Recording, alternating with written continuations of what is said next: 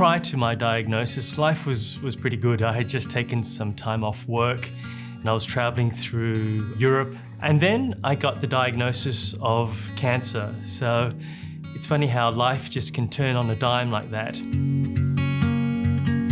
One day I was at a family gathering, and partway through the meal, I had to quickly leave the table and I went to the bathroom to try and bring up the food because the food just wasn't going down. It got stuck in my throat. At the encouragement of my family, I went to my GP. He referred me to a specialist where a gastroscopy was done.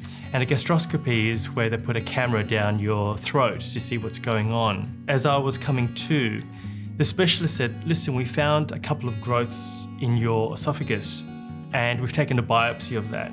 And the next day, I remember it quite clearly, it was about 5:30 in the afternoon. The sun was going down, it was a bright sunny day, and the phone rang. And it was the specialist, and he said that the test results had come in. And he said to me, you have stage 3 esophageal cancer. And it was one of those life-changing moments. I was suddenly a cancer patient. I ended up doing this treatment called a cross protocol, which was initially a chemotherapy and radiation, followed by surgery to remove my esophagus. And I had a wonderful cross-disciplinary medical team comprised of the oncologist, the radiologist, and my GP to give me advice on what to do. The initial treatment was 6 weeks of chemotherapy together with radiation. And the chemotherapy leaves you nauseous and it leaves you tired and fatigued. Initially, I had difficulty swallowing going in, but the radiation, in fact, inflames your esophagus, so it makes eating even more difficult. And so that's no walk in the park, the initial treatment.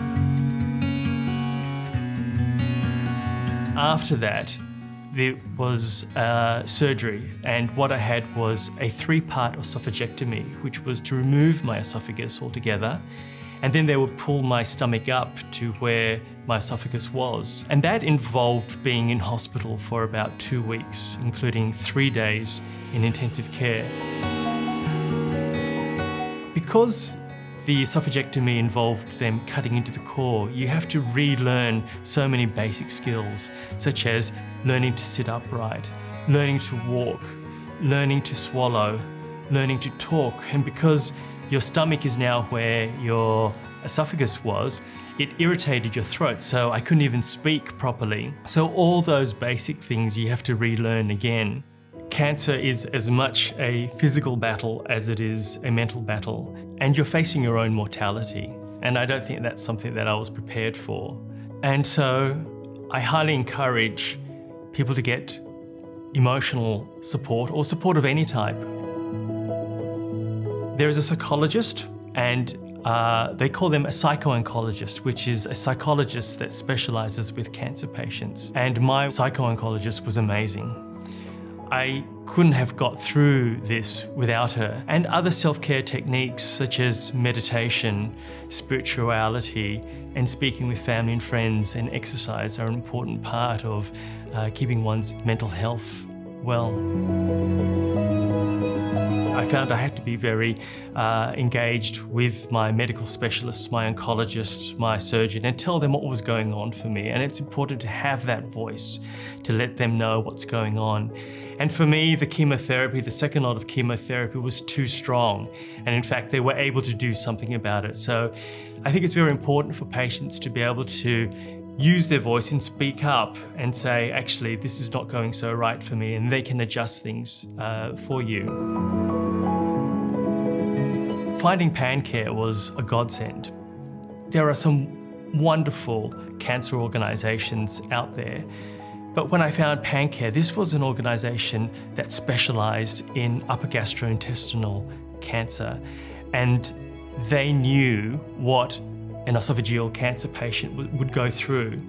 So to have that specialist knowledge was wonderful. Besides that, they're friendly and wonderful people as well, and the work that they've done and the wealth of information, the resources there, just helps people along their journey of cancer. When I'm annoyed at the little things in life, I just have to remind myself, John, you've beat cancer.